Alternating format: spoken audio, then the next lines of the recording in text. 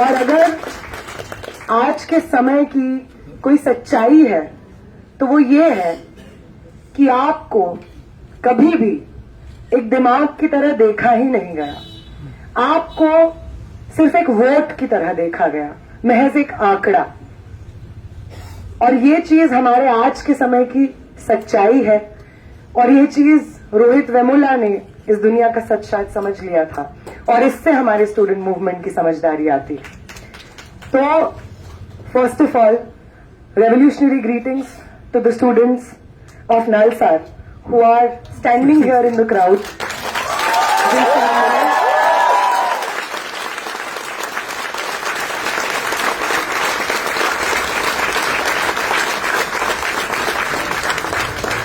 The students who stood strong against the Chief Justice of India, the founder of the Jantar Mantar movement, the co-founder of the Jantar Mantar movement.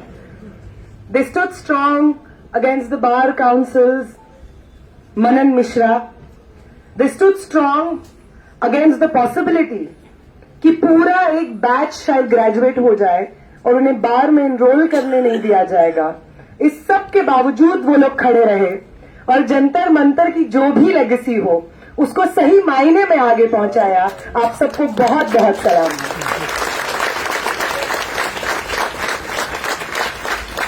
Salute to the students of EFLU जिन्होंने 2 दिन पहले ही ABVP के लोगों से मार खाई है सिर्फ अपने कैंपस में डेमोक्रेटिक डिसेंट को जिंदा रखने के लिए। और इस तरीके की लड़ाइयां और मार इफ्लू के स्टूडेंट्स को बार बार स्टूडेंट रिप्रेजेंटेटिव्स होने के नाते झेलनी पड़ रही है, फिर भी वो डरते नहीं है, छोड़ते नहीं है इस लड़ाई को। उनको बहुत बहुत सलाम। सलाम एचसीयू की उस धरती को जिस धरती ने रोहित वेमुला के संघर्ष का पालन पोषण किया, उसे नर्चर किया, उसकी शार्पनेस, उसकी आर्टिकुलेशन को धार दी। Salute to the students of HCU who made a mistake last year by electing a union that they now regret, but are fighting against it every day, fighting against the violence of the ABVP and the takeover of the university. Salute to the students of HCU.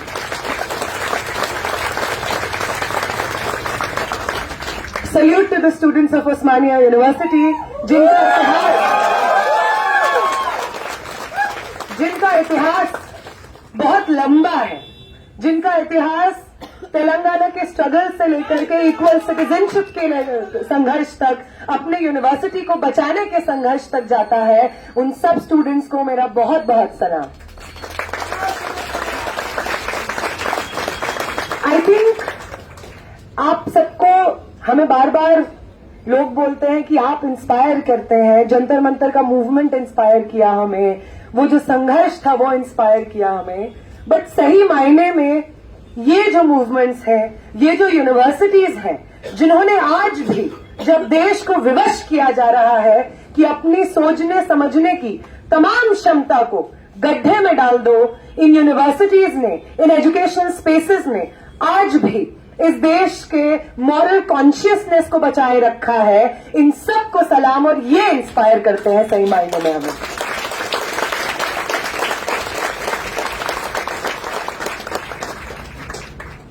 और हम जानते हैं कि inspiration का जो रिश्ता होता है ये बहुत सिंपल रिश्ता नहीं होता है, क्योंकि निसार में तेरी गलियों के है वतन कि जहां चली है रस्म कि कोई न सर उठा के चले, जो कोई चाहने वाला तवाफ को निकले, नजर चुरा के चले, जिस्म जान बचा के चले।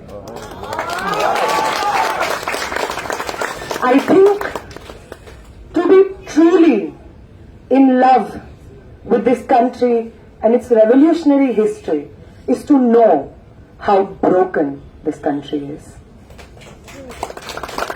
To truly love and uphold the history of this country is to know कि इस देश में हम हर साल, हर बार, बार बार कितना नाउम्मीद हुए हैं। To truly be patriotic is to know कि डीमोनेटाइजेशन की लाइन में जबरदस्ती इस देश के आम लोगों को, बुजुर्गों को, बच्चों को, गरीबों को, मुसलमानों को, दलितों को इन्होंने लगाया और उस डीमोनेटाइजेशन की लाइन में न जाने कितने आम लोगों ने अपना दम तोड़ दिया और डीमोनेटाइजेशन के इतने साल बाद उस डीमोनेटाइजेशन से क्या हुआ, हमने क्या अचीव किया, इस चीज का कोई सच किसी के पास मौजूद नहीं है। न प्राइम टाइम पे चिल्लाने वाले एंकर्स के पास, न सत्ता में बैठे मंत्रियों के पास, न सत्ता पक्ष में बैठे मंत्रियों को डिफेंड करने वालों के पास, किसी के पास इस चीज का जवाब नहीं है कि डीमोनेटाइजेशन की लाइन में हिंदुस्तान को खड़े होकर के, हिंदुस्तान के नागरिकों की जान लेकर के इस देश ने क्या हासिल किया, किसी को नहीं पता है। To know this brokenness and to still fight for this country is what patriotism is.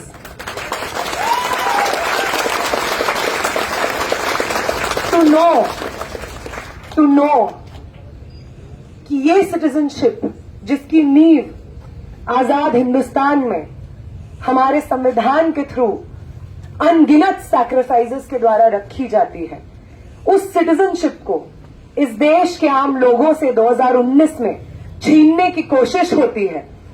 देश के आम लोगों को आपस में एक दूसरे से लड़ाते हुए एक दूसरे का दुश्मन बनाने की कोशिश होती है। To know that the state does not love you and to fight for this country is true patriotism and that is what we stand for. To know that our friends from our universities, comrade Umar Khalid, Sharjeel Imam, from prison, Father Stan Swami, who lost his life to this system, G.N. Sai Baba, who was tortured by this system, Varavara Rao, all of these political prisoners, to know how deeply they cared about this country and to see the state imprison them, torture them, make an example out of themselves, is to know how broken this system is. But to fight for their release and dignified release, to fight for the repeal of UAPA itself, is to be truly patriotic, and that is what we stand for.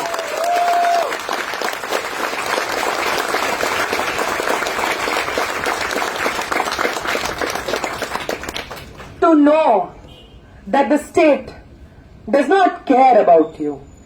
To know कि आपके जिंदगी का जो आधार है उसको आपसे छीन लेगा 3 कृषि कानून और अपना जिंदगी पीछे छोड़ करके, अपने गांव, शहर, कस्बे छोड़ करके 1 साल से ज्यादा दिल्ली के बॉर्डर्स को ऑक्यूपाई करके अपना हक छीनने की जद्दोजहद, 700 से ज्यादा शहादतें दे करके, to know how broken this system is and to fight despite this brokenness is true patriotism, and this is what we stand for.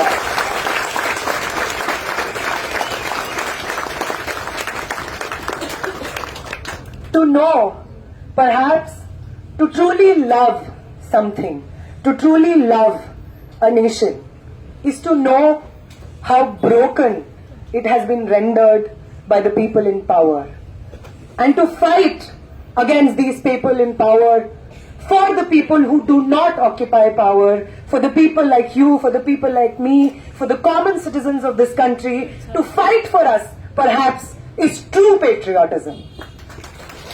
इसलिए जब हमें दिमागी नक्सल बोला जाता है तो ये जानते नहीं है कि इस टैग को हम कितने प्राइड के साथ पहनते हैं।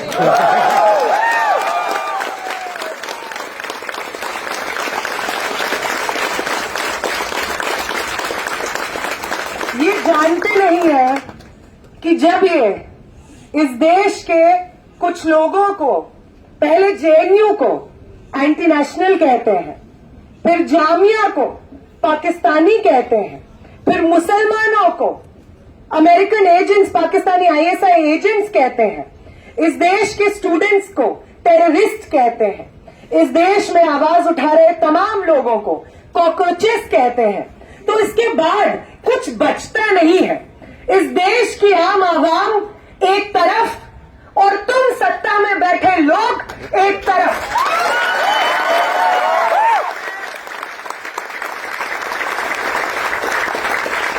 वो देश जो खोखला कर दिया है तुमने, वो देश जो अपने इतिहास से मेल नहीं खाता, वो देश जिसके स्वतंत्रता सेनानी अगर आज इस मंच पे खड़े हो जाएं, तो इस देश की हालत देख करके आंसू आंसू हो जाए।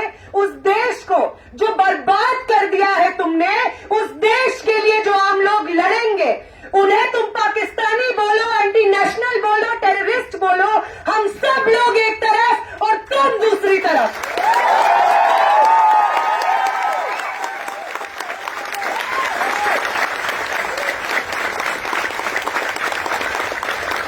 हर बार सत्ता में बैठे लोगों को इतिहास में लगता रहा है कि हम ही इतिहास का अंत है।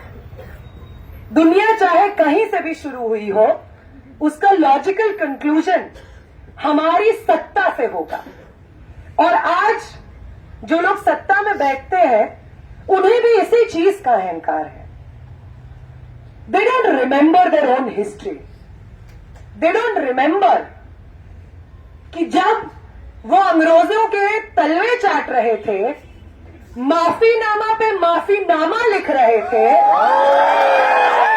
अपने माउथ पीस में देश के नौजवानों और छात्रों से इंसिस्ट कर रहे थे कि आजादी के आंदोलन में हिस्सा मत लो, क्योंकि ब्रिटिशर्स के आ जाने से मुगल एम्पायर खत्म हो गई और वो हमारी असली विक्ट्री है। उन लोगों को क्या पता है कि जमहूरियत के लिए संघर्ष करना होता क्या है।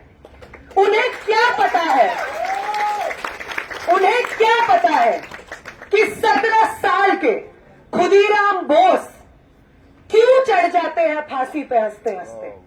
क्या पता है उन्हें कि 23 साल के भगत सिंह क्यों चढ़ जाते हैं फांसी पे हंसते हंसते।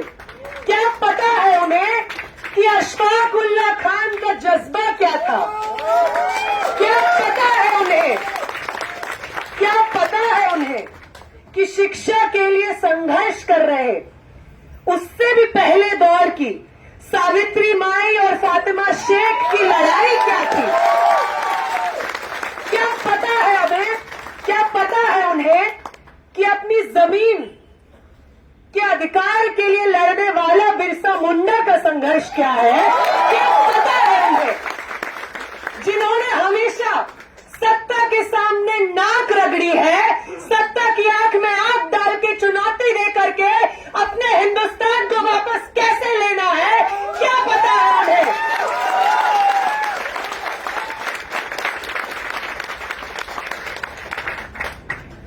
वो लोग जो जंतर मंतर में प्रोटेस्ट पे बैठे और उस जंतर मंतर के साथ में पैरेलली देश भर में जो जंतर मंतर उभर आए, एक हैदराबाद में, एक बैंगलोर में, एक मुंबई में, एक रांची में, और न जाने और कितनी जगह जंतर मंतर के पैरेलली जंतर मंतर उभर आए, जनता का मंतर उभर आया।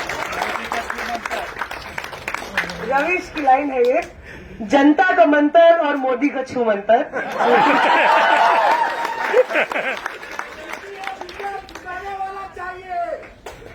तो वो तमाम लोग जिन लोगों ने इस चीज को समझा कि पिछले एक दशक से ज्यादा का इस देश में जो राजनीति चल रही है, उस राजनीति को रिजेक्ट करते हुए जब इस देश के लोग एक दूसरे का हाथ थामते हैं, एक दूसरे के लिए एक बेहतर भविष्य को इमेजिन करते हुए उसके लिए संघर्ष करते हैं, तो मोदी शाह जैसी ताकतें भी सर झुकाती हैं, अपना शर्मिंदा होती हैं। आप सब लोगों को जो हैदराबाद में है, कोलकाता में है, रांची में है, आप सबको बहुत बहुत सलाम। और मेरी बार बार सलाम एक और रीजन की वजह से कर रही हूँ, सिर्फ इसलिए नहीं क्योंकि ये जज्बा वन वे है कि लोग सिर्फ जंतर मंतर को देख के इंस्पायर हो रहे थे। मैं आपको यकीन दिला दूं, जब जंतर मंतर पे हम लोग मार खा करके tear gas shells, pellet guns, कीलों में घुसी हुई लाठियां, ये खा करके जब हम शाम को बैठे हुए थे, तो जब हमने वीडियोस देखी कि नई दिल्ली रेलवे स्टेशन पे जो ट्रेनें आ रही है ना, इतनी खचाखच भर के आ रही है कि ट्रेन रुकने पे ही स्टूडेंट स्पिल आउट हो जा रहे हैं बोगी से। क्यों? सिर्फ इसलिए क्योंकि उन्हें लगा कि हमारे दोस्त, हमारे क्लासमेट्स, हमारे साथी, हमारे कॉमरेड्स दिल्ली में अकेले मार नहीं खाएंगे, उनकी लड़ाई को हम मजबूत करेंगे। आप सब ने कितनी हिम्मत भरी है जंतर मंतर पे लहूलुहान लोगों के अंदर। जब हमने ये देखा कि जंतर मंतर पे जो हिंसा हुई, वायलेंस हुआ, उसके खिलाफ अलग अलग जगह पे प्रोटेस्ट शुरू हो गए। Just today students of Nalsar showed me a video where a protest was organized in Nalsar in solidarity with the students sitting at Jantar Mantar. When we saw such videos, that we are not alone. Our wounds are not our own. Our blood spilled on the roads of central Delhi, it's not our blood alone. Our pain is being felt throughout this country. I assure you, friends and comrades, we were so inspired. We were so inspired. Thank you so much. Thank you so much for this example. Thank you so much for this example of solidarity. Thank you so much for reminding this nation what it means for a country to stand together, what it means for people to stand not divided but united against a fascist offensive. Thank you so much, comrades. And I also say thank you सिर्फ इसलिए नहीं क्योंकि बीते कल में कुछ हो गया जिसने बहुत हिम्मत दी, बल्कि इसलिए ज्यादा क्योंकि आगे आने वाले सालों में इस हिम्मत को, इस जज्बे को बार बार याद करने की जरूरत महसूस होगी। बार बार सत्ता में बैठे लोग आजमाएंगे हमें, वो लेंगे इम्तिहान हमसे कि क्या है सही मायने में हम हिंदुस्तान की आजादी की विरासत के असली इनहेरिटर्स।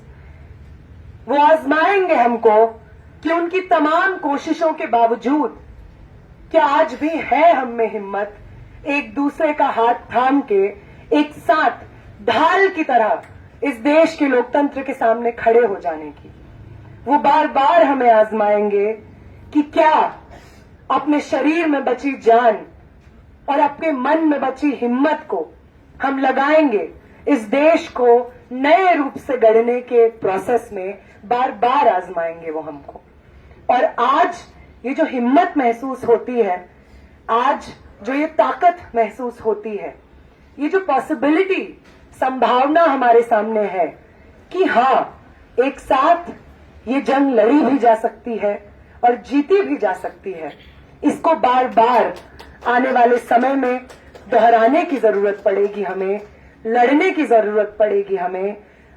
एक बार ये बात मैं फिर से दोहराना चाहूंगी, जब धर्मेंद्र प्रधान का इस्तीफा आया था तो किसी ने पूछा था मुझसे कि आप क्या चाहेंगे कि कैसे याद किया जाए जंतर मंतर के मूवमेंट को कुछ सालों बाद। और तब एक्साइटमेंट और एनर्जी और गुस्से में जो निकला था, मुझे लगता है वही अब सत्य वचन हो चुका है। और वो ये था कि हम चाहेंगे